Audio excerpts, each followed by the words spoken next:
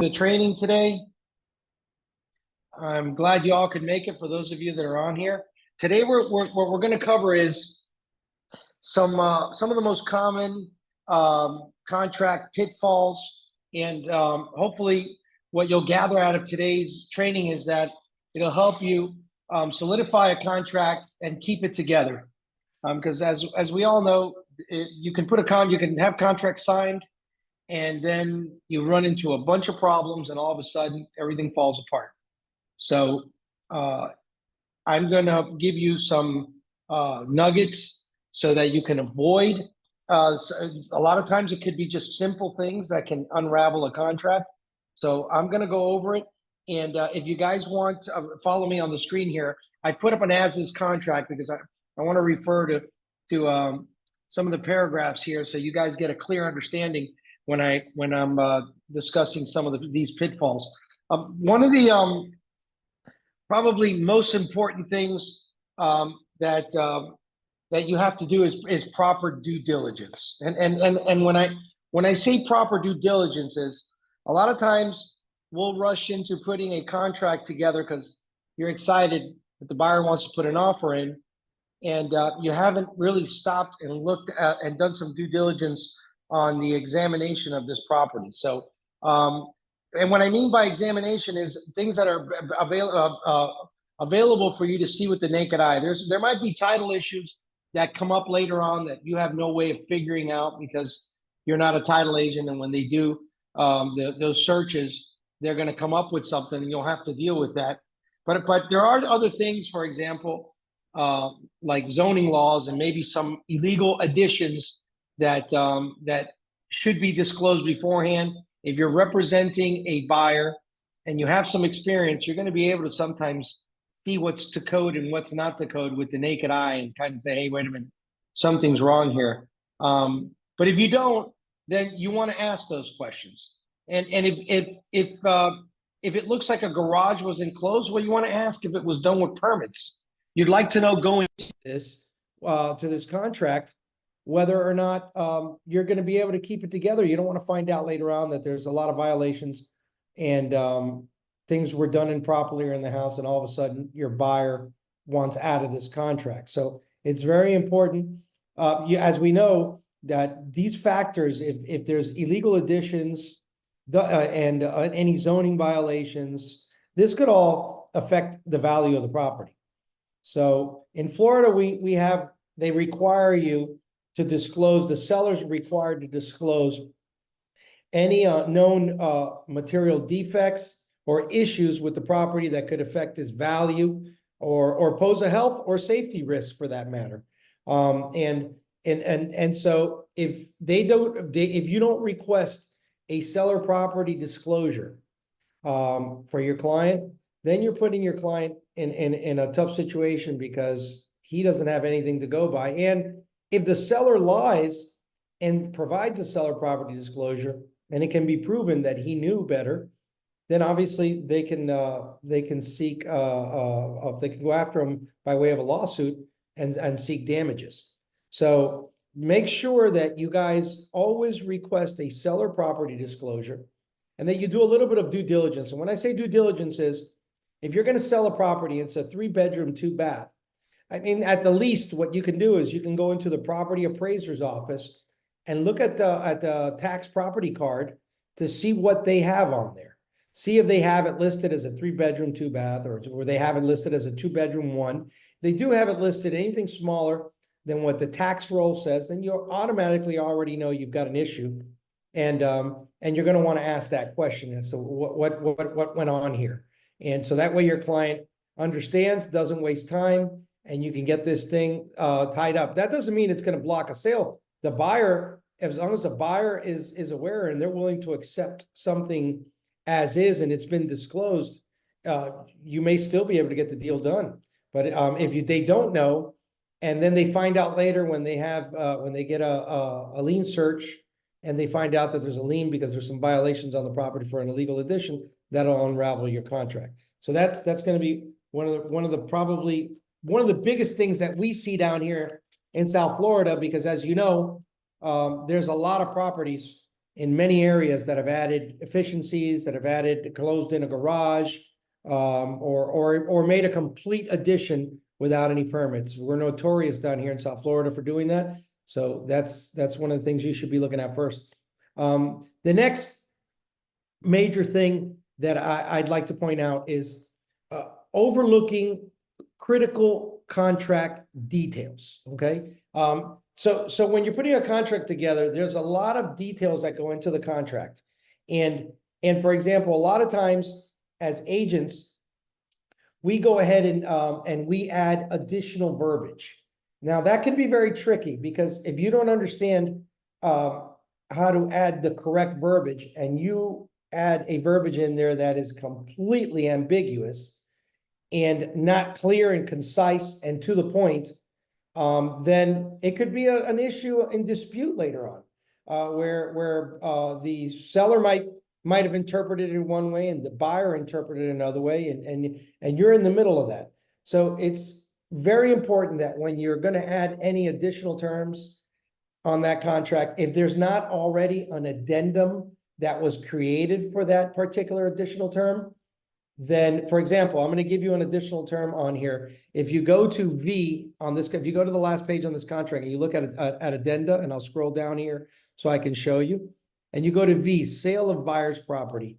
I've seen agents that take and write it on their own under additional terms, and it behooves me. Why would you write it when there's already an addendum that's already created for this? Okay, and this is, speaking of this sale of buyer's property is a huge pitfall in a lot of contracts, because if a seller, if a buyer is purchasing a property, but it's contingent on him selling his property, you have to use this form, and you have to be clear on that form and fill it out correctly with all the information that's needed to protect your client. So in the event that your client's property doesn't get sold and the deal falls through, that you can cancel the contract that you're on to protect your client.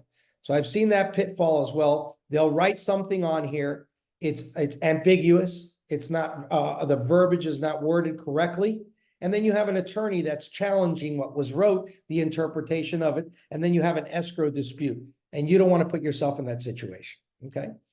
The other one that I think is extremely important, especially down here for South Florida, is that, especially this time of year, because we're going to have, we have our proposed taxes that come out usually right this month in July.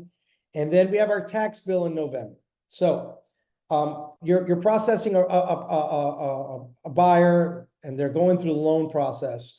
And you've gotten an approval for this buyer. And you know that on the approval, if you've gotten a good approval, they've told you how much they calculated on the taxes for that purchase, so that you can work those taxes into the calculation of when you're finding them the right home. So there could be a property in the same neighborhood that has a $10,000 tax bill. One right, it's got a $3,000 tax. And if, for those of you that don't know why, it's because there's homestead exemption. So with homestead exemption, you're capped at 3% increase a year. They can't raise you more than 3%. But the moment that a person purchases that property, it's going to be reassessed based on the sales that were made the prior year. And that's how taxes are calculated. So they take a general consensus in that area of what the sales were in that area, and they come up with a just value for the property. And then they base the taxes on that. And if they got homestead exemption, they get a discount. And they're protected from the property taxes going up. Well, if the buyer's purchasing a property, of course, he's going to be approved based on what the current taxes are. But the tax bill is going to go up. So it's very significant nowadays, where a tax bill could be $3,000 now, they close, and then the new bill that they get the next year is going to be $10,000, and they no longer qualify for that purchase.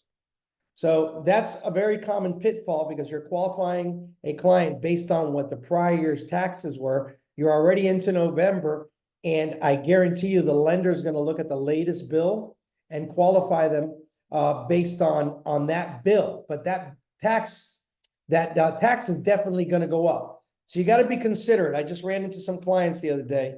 They're very upset at their agent. Their agent never disclosed any of this to them. And therefore, they're not gonna, that agent's never gonna get any repeat business because they're literally losing their house now. They can't afford it. The tax bill went up literally $780 a month, and it's way above their budget. So they're in a pickle. So you want to be careful and make sure that you understand Florida homestead tax. Okay. This is a biggie here. Failure to communicate with your client.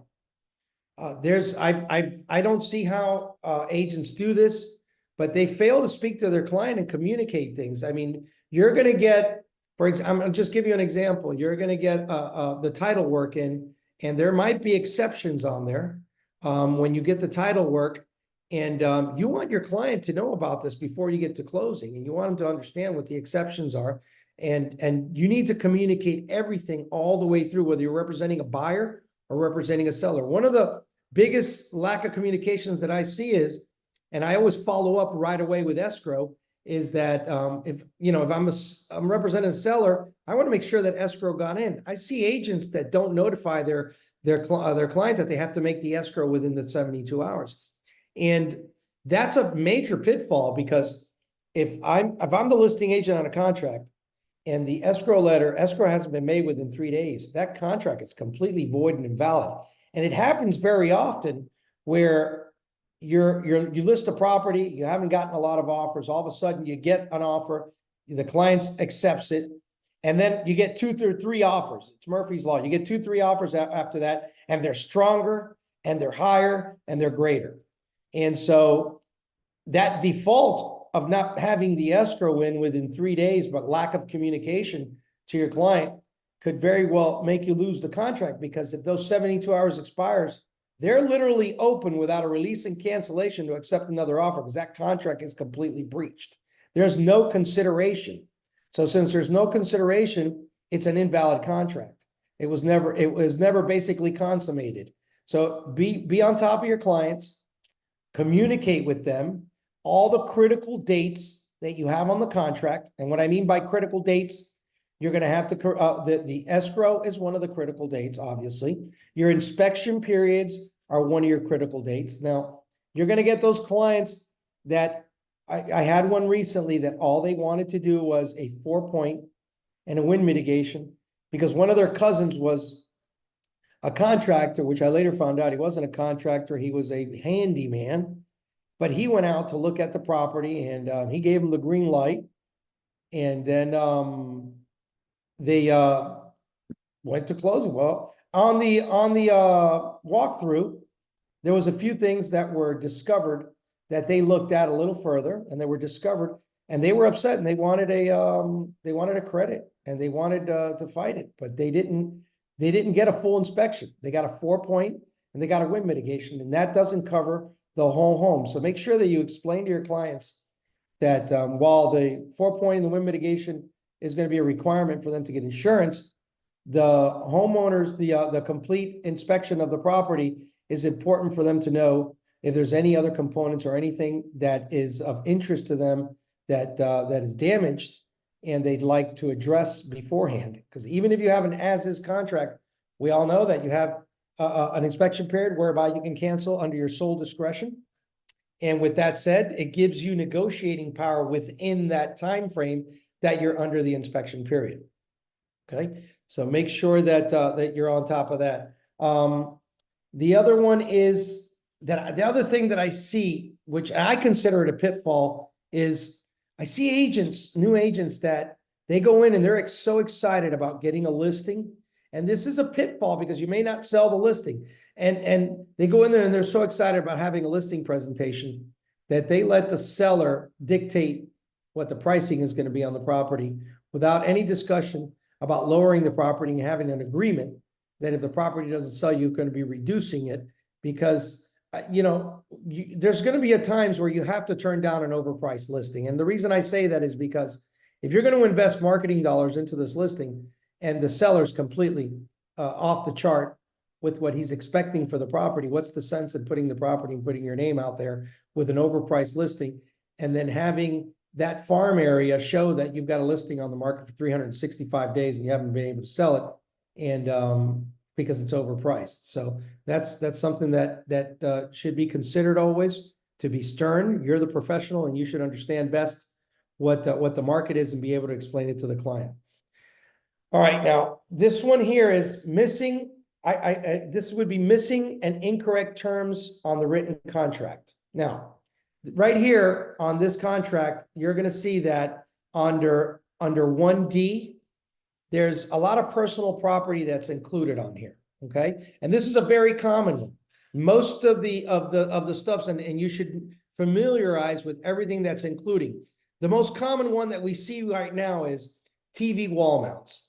If you're representing a seller, and you need to advise the seller that as per contract, unless it was excluded, and if it's excluded, they're going to have to cover the holes, that the TV wall mounts need to stay on the wall.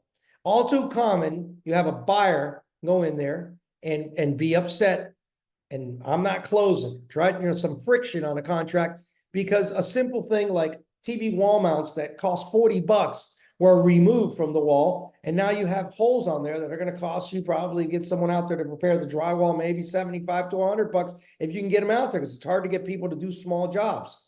So make sure that even as a buyer's agent, that you tell the listing agent, hey, listen, make sure your client understands that they're not to remove the TV wall mounts. Now, if he says, well, the wall mounts are going to be excluded, then you want to make sure that you note on the contract that any wall mounts removed will be covered. The drywall will be repaired. So that way your client doesn't walk in to find a mess. Okay. Now, the other one in this paragraph is going to be, there's some people that have heirlooms, or some people that are just attached to certain things that are chatels that are attached to the house, that are lighting and whatnot. So in order to avoid a dispute, when you're walking through that house, make sure you make a note. You may even take pictures of the appliances, you may take pictures of the ceiling fans, to make sure that those items are the same ones, because they need to be the same ones. Or if they've broken, the seller agent should have not notified you, then they're going to be replaced with a similar value or similar quality item that was replaced. So, and then that's happened to me where I did a house in Plantation where we sold it. I was representing the buyer, and the seller removed these fans that are quite pricey. They're made by the Big Ass Fan Company, and that's not a joke. That's the name of the company. And so the fans were like $1,200, and they removed these fans. It was 3 of them on a patio, and they put these Home Depot fans that cost $70. And so we walked in to do the walkthrough. Obviously, we noted it that those weren't there. I obviously they were in the pictures of the listing as well, and we went and we said, hey, listen, we're gonna have to give us a credit at closing. We'll put the fans back. So they ended up giving a $3,500 credit at closing, so that the buyer can buy new fans, because they didn't have no one to go back and install them. So please look at these paragraphs and make sure that if there's anything whatsoever that's going to be excluded, or anything additionally that's going to be included that is not listed in there, that I would list it. Now, for ceiling fans, it does say ceiling fans, and it's got in parentheses, it's got the S. But I like noting on there as well the amount of ceiling fans. So if there's 5 ceiling fans in the house, I'll put 5, because you may not remember later on, if there was a ceiling fan in a room, there's not a picture, you may not be able to prove it. So be a little bit more specific on that as well. All right. All right. The other thing is that unwritten agreements. Unwritten agreements. You should never, ever, ever, ever have an unwritten agreement. Anything that is agreed to has to be in writing. Because people change their mind, or people forget, or people will say, no, I didn't say that, I didn't mean that, that's not what I intended when I spoke to my realtor. So you make sure that there's never an unwritten agreement where, hey, but you told me. No, I didn't tell you anything. We have it in writing. Always has to be in writing. Everything has to be in writing. Okay. You're going to run into those clients that you sit down with, you explain to them the seller property disclosure, and they're going to ask you questions regarding, well, what should I say about this? Because the roof leaked in 2018, but I had it repaired. Well, if that's what you had done, that's what you need to say. There's no lying on these seller property disclosures, because again, I'm going to repeat it. If they can prove that you lied, and something like a roof may have had a roof claim, and 90% of the properties down here in South Florida are insured by citizens. So there's probably going to be some type of a record that there was a claim of some kind for a roof, and that would be evidence enough if they fail to disclose it. So make sure that you explain that to the client, so they understand that there could be a paper trail. Either way, you want him to be completely candid and truthful, and explaining what it is that is being conveyed. This is a big one: seller concessions. Okay, so your seller is willing to give out, or the seller, if you're representing the buyer, is willing to give out a concession. It's important that the verbiage on that be worded correctly. If it's going to be a dollar amount on that, the specific dollar amount, which usually works out better when you agree on a dollar amount. Sometimes you'll see percentages, but for the most part, usually people will do a dollar amount. That you clearly state on there what that concession is going to be used for. And it could be something as simple as seller will contribute $5,000 to buyers to be applied towards buyers' closing costs and prepaids. That would suffice if that's what that's for. Now, if your buyer's giving a credit based on an inspection report, okay, that there's an inspection report and they requested a credit because they're going to be an inspection report, I'm going to give you a little nugget here, okay? You could have an issue if you word that as seller will credit buyer $5,000 for repairs discovered during the inspection. Well, now the lender is going to want to know what repairs are being done. So it's probably best that you just keep it with applied to credit closing costs and credits. But at the same time, if you're giving a credit for any repairs, you do want to have an addendum that nullifies the inspection period and ends it immediately at the signing of that addendum. So if you're in a 15-day inspection period and your client is giving a credit, and you word it as a credit for your seller's giving a credit for closing costs, they could still cancel, even though that credit may have been for something that they found in the inspection report, but you worded it as a seller credit towards closing costs, because they're still under the inspection period. But if your addendum said that at the signing of this addendum, it ends the inspection period, then obviously they have no other recourse at that moment. Okay, and the seller accepts the property as is. So make sure that is one of the things that you look out for. Let me go through here in the contract. See, there's time for acceptance on number 3, sidebar number 43. This one is a very common one. So you'll send an offer out.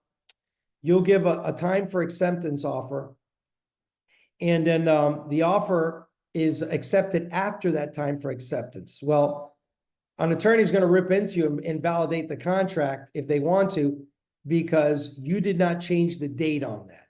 So if, for example, you send an offer out today, it's a 17, and you're giving them until the 19th, but you don't get the contract back to the 20th, you need to put a line through that and put 20th, and both sides need to initial that.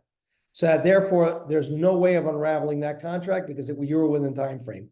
Also, when there's a counter offer, they usually you have to give 48 hours based on what this. It's 2 days that you give on that. So make sure that you understand those timelines.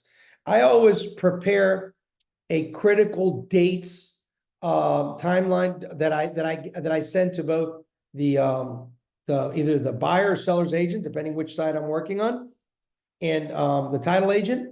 And I also provide it to the lender, okay? So that everybody knows what our timelines are for everything. Closing date, on the closing date on these contracts, I always write or before, if you put a closing date on there, because no one wants a loan that's clear to close out there open, especially in hurricane season that we're in right now, whereby a hurricane can be named stormed, and they stop writing insurance. And if they stop writing insurance, you can't close. You have to wait. So it's always better to put or before. And then if you have a clear to close, try to push that to get closed a little bit earlier to keep the contract to keep from anything affecting the contract, especially a force majeure. Okay. This is another one here, 6B. You're selling a property that has a tenant in it, but you didn't check off that the property is subject to a lease. So now the buyer is a week from closing, and the buyer may have known there was a tenant in there, but you didn't tell him it was subject to a lease. So thereby, he's expecting the property to be vacant. Okay. And it goes the same way if you're representing the buyer. If you didn't check it off there, you're going to have an issue at the end. So make sure that if there is a tenant, the tenant is staying for any amount of time, whether it be 30 days, whether it be 60 days. Even if you're doing a post-occupancy agreement for a tenant being in there, you want to make sure that you check this off and you get a copy of the lease and that it's reviewed by your buyer and that everything is acceptable. Okay. This is a big one here that can be an issue for you. And I'm hoping that most of you understand this one, which is going to be the approval period. So this contract, if you leave it blank, it's going to be contingent and give you a 30-day approval for it. That's your financing contingency. That basically gives the lender 30 days to get a loan commitment. Now, what is a loan commitment? A loan commitment is where the lender has said, listen, we agree to lend the money, and here are the conditions under which we will lend the money. Now, those conditions could be satisfactory appraisal, satisfactory lien search, acceptable to the lender, title insurance. But there may be other items on there that pertain to items that the borrower has to acquire. So it's important for you to be involved and understand what's going on with the financing and that you're on top of it so that you know that if that financing contingency hasn't come in and you're about to expire, you either need to request an extension. You have to be in communication with the lender to know what is going on, what's keeping them from getting that approval, and then get on your buyer and assist in getting that done so this contract doesn't fall through. And in the event that the loan is not going to be approved for some reason, make sure that lender has issued you a denial letter so that way you could take advantage of the finance contingency and send it to the seller's agent to cancel it with a release and cancellation attached. So that way you can preserve your client's right to get their deposit back. Okay. You don't want to put them in peril. So that's very important to understand. And having communication with the lender, if you got a good lender, he should be updating you at least weekly, if not twice a week. They should be telling you where they're at, what they need, what the client hasn't provided. So that way you can assist in calling the client and, hey, say, listen, I just got a call from the lender. The lender told me you haven't provided the bank statements and he needs the bank statements to clear. We need an updated bank statement or whatever they're requesting. And explain to them, we've only got a couple of days. We need the finance contingency. We got to get it clear. If not, I got to go back and try to negotiate an extension, and they may not give us one. So it's important that you do that. Now, remember, explain to your clients as well that under this contract, they have a responsibility to be diligent in providing documentations for the application. So it's no excuse that they're denied because the buyer failed to provide documentation. The lender needs to analyze the documentation and then issue either an approval or a denial based on whether they qualify with the full documentation that they requested. So be very careful, because if anybody's subpoenaed on anything, the lender's going to have to provide accurate information. And if they provided a denial and they never got the documentation, it could be an issue as well. So make sure you're on top of that so you won't have any problem. You'll see here on 8B, it says here, buyer shall make application, and if you leave it blank, it says in 5 days. And then it says here, and use good faith and diligent effort to obtain approval of the loan. Okay, so it's on the buyer to make sure that they immediately get those documents over. It's not an excuse if they don't. All right, on the contract on number 9, you have your customary expenses that are attributed to the seller and to the buyer, okay? But remember, a contract is an agreement between two separate parties where they've come to a meeting of the minds and they agreed on something.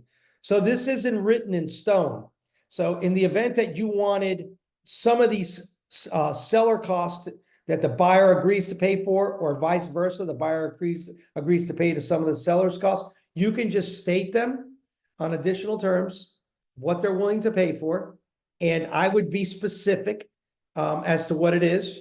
And then the contract is they're gonna have to abide by whatever's on there. So it's don't assume anything, because sometimes you'll see where there's an offer and it says that buyer will pay all seller's closing costs. Well, what is all seller's closing costs? It behooves you to be specific on what is included. Does it also include prepaids?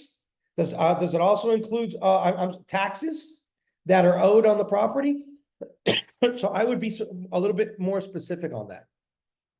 Title insurance. So whoever is doing title is going to provide you title evidence, and there's a deadline prior to closing here that is on that title evidence.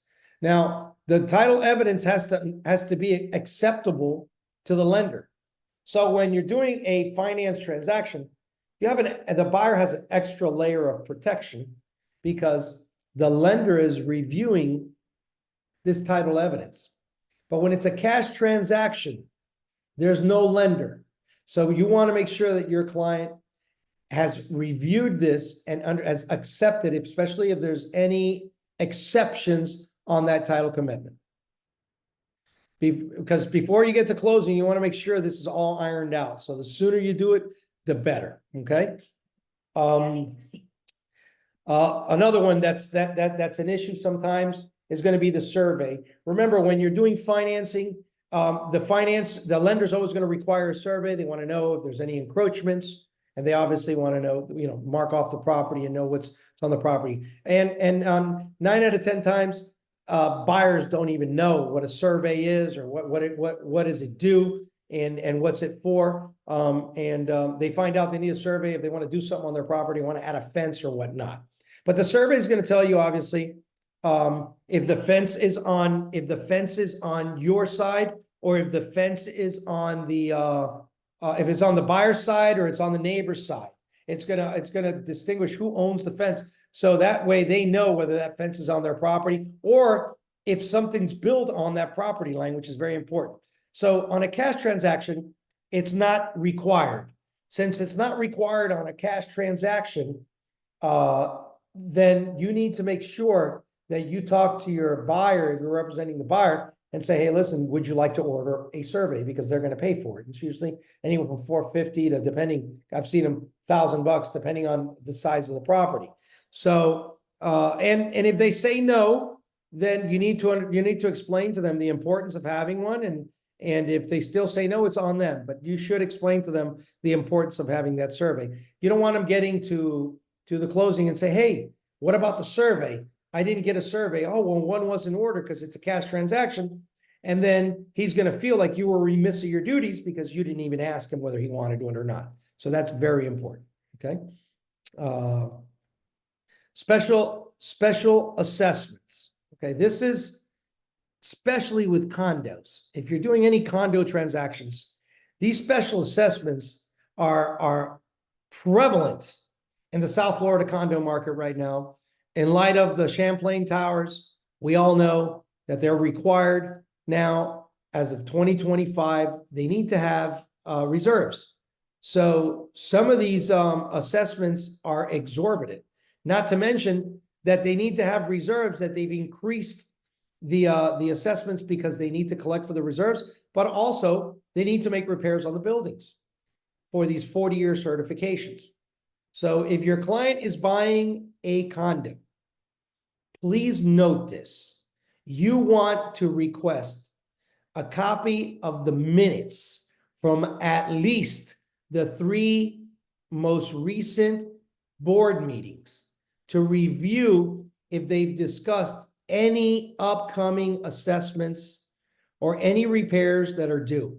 The minutes will usually what should have anything that was should have a brief synopsis of what was discussed during that last or approved during that last board meeting. Okay. You also need to have information as to what work has been done to the property, what certifications are pending, and what certifications are completed. So that way you don't get to the end of the road and say, hey, wait a minute, we've got a bunch of issues here. And the client doesn't want the property because he doesn't want to pay this assessment. So you need to know beforehand. Now, just as important is to determine how those assessments are going to be paid. There's a lot of condominiums out there that require that upon sale, that the assessment be paid in full. That puts the seller in kind of a situation because if he has to pay them 9 out of 10 times, they're going to be stuck with paying it because obviously no one's going to pay above market value by paying someone's assessments.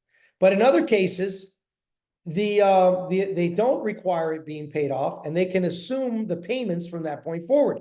I've seen assessments that are running now for 10 years on these condos and they're pretty stiff. So you have 2 options here of who's going to pay the assessment, whether the buyer is going to assume those assessments moving forward or the seller is going to pay them in full at closing. So you need to make sure that your options are checked off correctly on what the buyer and seller have agreed on so that you don't have an issue later on where it says, hey, I'm not assuming that those assessments. You want to make sure that you know beforehand and you have it on the contract. Okay. All right. The inspection period I discussed already. We know that you can cancel under your sole discretion. This is your biggest contingency on the contract. So don't let it go to waste, and make sure that you get the inspections done with enough time to go over the reports. Generally speaking, most of the inspectors, I know MIA, which is who I my go-to because they've been great, provides you the report the same day. And that's always an advantage because you want to have time to go over the report and discuss with the client what the strategy is going to be going forward. And you don't want to be rushed by that. Okay. And you want to be able to, if you have any questions, go back to the inspector and ask and make sure that you understand everything that's going on the report. Now that we're talking about inspections, I'm going to dabble into, and this is probably going to be the end of it, but I want to go over something that happens a lot. I just had one this week and we called a bluff on it. But you're going to have inspectors out there that they're going to do an upsell and it's their job. That's what they do. They're going to do an upsell with that mold inspection. I'm not to say that a mold inspection isn't warranted. And a lot of buyers are interested in understanding and having a mold inspection. And by all means, I agree with them because some of these molds can be hazardous to your health and or even cause death.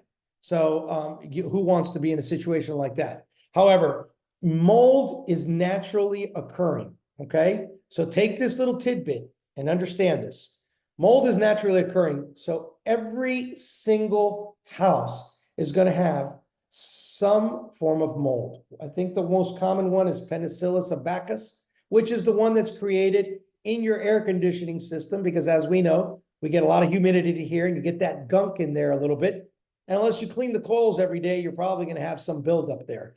A lot of people put a cup of bleach through their line to drain the line out to keep it flowing, but there's always going to be some remedy. That's not, if you're a person that suffers from severe allergies, there are filters that you can put in houses, UV lights that you can put in the air conditioner that help a lot with that. But that may be cause a little sniffle, but it's not going to cause you to die and it's not a health concern. Though when you do a mold inspection, a lot of these inspection companies will just provide a report saying that they found mold and they'll list the mold that it is, but they won't say anything about the mold. So who has to be the mold expert? You have to be the mold expert. The moment that your buyer requests it wants a mold inspection, you tell them, I think it's a fantastic idea, but let's make sure that the inspector that's going to provide this report understands how to get us a correct mold inspection, because every home, and mold is everywhere. It's outside, it's everywhere. Unless you're in a hyperbaric chamber, suck all the air and replace it with clean air, you're always going to get some type of mold. But the ones that you're concerned about are called myotoxins. And many of these inspectors out there do not put a list of which are the myotoxins and which are not. So they just panic a buyer by saying, we found penicillin abacus. They don't say and tell you anything about it. And it's common. It's pretty much probably, I would say 99.9% of every home I go into, if I swab that air conditioner, I'm going to get that mold because it's just there. There's humidity in the air conditioner, so it's always going to be there. But if you have a black mold, one of those molds that are growing, those could be a myotoxin, and it takes a special test to determine whether it's a myotoxin. Now, if there's a myotoxin, then you need to do a remediation, and now you have issues, and that needs to be dealt with because that can cause some serious health issues and even death. But those are very rare, and again, very few inspectors put a report on there identifying what's a myotoxin, and much less with an explanation. All this information is online. You can Google it, myotoxins, and you can have that ready for your client. So whether the inspector provides it or not, you're providing the information so they understand, and it won't make your deal fall through. That's pretty much for right now. Those are the most important ones, other than the FHA financing. Okay, on the FHA financing, you're going to have an addendum, and that FHA financing addendum that you have to provide is going to dictate what the appraisal should be for the property to qualify. And it's also going to have a section in there that talks about any repairs that need to be done. Don't leave it blank. Make sure that you put out, if it's going to be zero, that your client selling the property is, but is putting zero. And later that can be negotiated. I usually put zero on that, especially for the termite as well. And the reason I put zero is on that is because if my client already did a termite inspection and we've got it, they may go up there and find some wings. Because if the house had termites before, you're always going to be able to find some wings in an attic or something. So that's evidence that there was termites, but it's not clear evidence that there's current termites. So if your client did a termite within the last year, and they're usually going to have a warranty, make sure you get that from your client. You see that more with the FHA financing, where they require that they get a termite certificate that shows that there's no termites. So other than that, if you guys got any questions, I can open up the mic for you guys now and let you guys ask me some questions.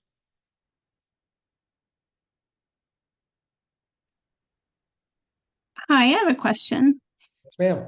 I had it in the chat, but it was about if the escrow payment was like a day or two late after like 3 days, and the seller was okay with that, can you continue with that contract, or is it void and you have to do it? Yes, you can. But what I would do is I would write an addendum extending the time to have escrow by 1 day. So that way it protects you, and later on they can say, well, escrow was late and we invalidated the contract. So yes, I would do it in writing. Okay, thank you. You're welcome. Anyone else? Wow, no questions. That's great. That means I explained myself very well. All right, well, if we don't have any other questions, I thank you all for joining us for this training. And thank you for being a part of the Lifestyle family. We love having you, and we wish you all a lot of success. And my name is Rick Garcia. If I can help you in any way ever, feel free to reach out to me. Take care. Bye-bye.